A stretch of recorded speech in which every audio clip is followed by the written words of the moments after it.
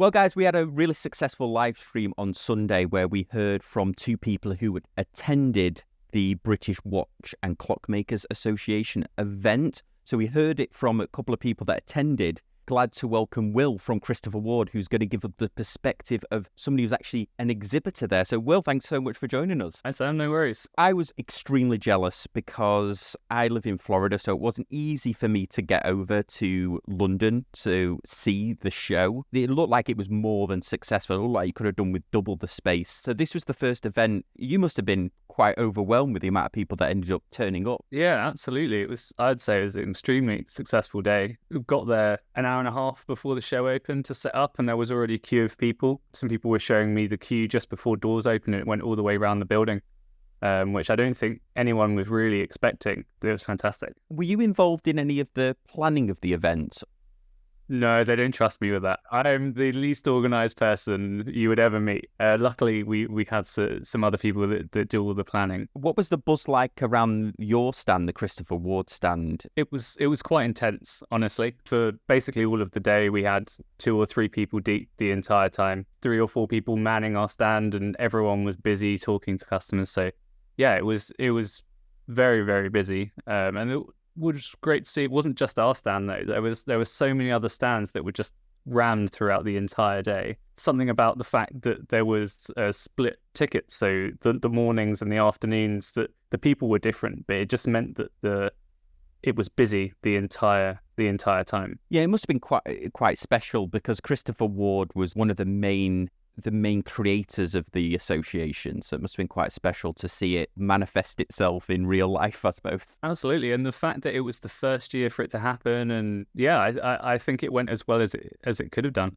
As you were there most of the day, was it which models were getting the most attention, or were people just interested in the whole range? Because you don't have showrooms, your retail model is internet only, so it's not easy, I guess, for most people to see a Christopher Ward in person unless they're at a show. As is fairly usual these days, the Bel Canto and the 12 are the watches that people want to come and see. Now that's with the addition of the Moon Phase and a few other watches. I would say during this show, there was a lot more people that had handled Christopher Wards before, and this wasn't their first time seeing them, whereas in somewhere like a wind-up show in the US, it's often people's first time seeing or handling the watches.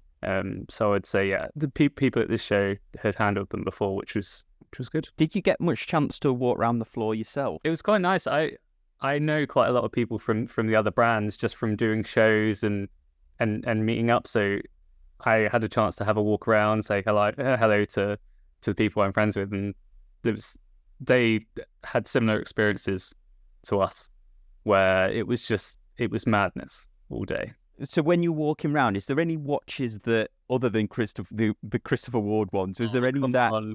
Yeah, I know. Was there any that really stood out to you that you'd not seen, and once you actually held them, you're like, wow, this is really something special? Was there any that really stood out to you? Watches that I hadn't seen too much of before the show, but I really love the details of it, the isotope watches. The fact that they're not really like anything else, they're just so unique. They were fun. See the new William Wood fire exit watch, which is kind of a step up for them. It's a new direction they're taking, and it's really fun, really good. Some of the fierce stuff I've seen plenty of, but still seeing the British watchmakers exclusive Brunswick was a good one.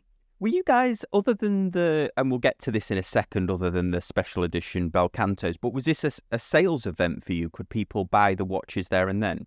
No, so not for this event. So the only watches we were selling on the day were the 10 limited Bel Cantos. Okay, so this was caused quite the stir, didn't it? These limited edition Bel Cantos when they were announced, it's because there's such a credit to Christopher Ward, I suppose. There's such a long waiting list for just the standard Bel Cantos. I know I'd certainly got a couple of comments off people about these limited edition ones, but the truth is that these ones had been designed quite a while ago, hadn't they, for this show? These were designed just after the colours, so the Open Series colours. So we knew around 8 months ago, I believe, that this was going to happen. So they went basically in the queue with the watches that were being made at that time, and kind of we had planned it so they would arrive just before the show.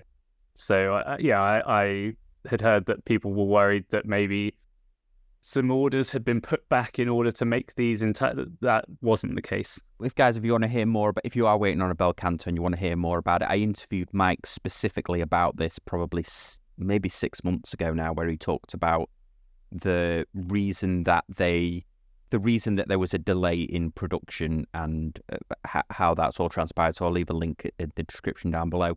You had 10 of these models, and it wasn't first come, first serve, was it? I think you had like a raffle system. Yeah, so we had a raffle that split between the morning and the afternoon session.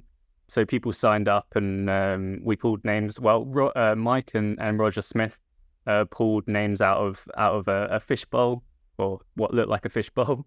So 5 in the morning, 5 in the evening. So it was really good to see people were really wanted these watches, and the people that won, seeing their kind of faces light up and get excited about the watches was really good. And they were a little bit more expensive than the standard Bel Canto because they were very limited, 10 pieces. But the profits actually, I think they go to the Alliance, don't they? Yeah, so all the profits go to the Alliance. So as with all of our watches, the markup on them was 3 times. The reason for the increase in price was, as you say, they were very limited, and also the dials, because they had the gear shape pattern on them, they took an awful long time to make each dial. So you tie that with the fact there was only 10 of them, the price ends up being the price. And as you said, we thought it was for a great cause, so we weren't too worried. It sounded like the event was a resounding success, and I think I certainly might try and get over there next year. Have you heard any murmurs about next year? I mean, I can imagine that you could have filled double the space. Yeah, I haven't heard anything, but I would be very surprised if it didn't happen again. The space could have been even larger. I guess I'll find out when you find out. So a lot of my counterparts in the watch YouTube scene were there. Did you get to meet anyone? Yeah, had a few conversations with I've known Andrew Morgan for a little while. He was there, had a little chat about his red Bel Canto that he got recently. Got the chance to speak to a few other people. It was good. It was good. Often you see their videos, of course, but in person you don't often get to meet up with them and see them. And it's just good to talk to them about watches and their thoughts on the products that we're bringing out. And often because they've seen so many watches, they've got a lot of opinions, or they have a lot of context to give. So getting feedback from them is always super helpful. Yeah, it was amazing to see this vision, because I remember Mike announced the Alliance on my channel, or the first time I heard it, I should say, was on my channel when he was talking about it, and that was probably 2 years ago now. Has it been going for 2 or 3 years? So it's really cool to see that it's now manifested into an actual watch show in the UK, because you think of a lot of these watch shows as being US based. And I think that the number of members of the Alliance is quite high. There's new brands joining all the time, and there'll be brands that I feel like I know quite a few watch brands, but even brands that I'd not heard of are joining, and you get exposed to these new brands that you otherwise wouldn't have heard of. And I think just that alone is really great. Real renaissance, isn't it, of British brands, and also I think here in America as well, because both the UK and the US used to be powerhouses of watch manufacturing, and then the quartz crisis killed all that off, and then for 30 years or so, it's nice to see it sort of coming back now. Yeah, absolutely. It's definitely taken a big step, even over the last 2 or 3 years. The number of brands has skyrocketed, and it's really good to see. Well, that was great to get an exhibitor's perspective, so I really appreciate that. Thanks for joining. No problem. Thanks, Sam. Guys, thank you so much for watching, and I'll see you next time on Casual Watch Reviews. Thanks, guys. Bye.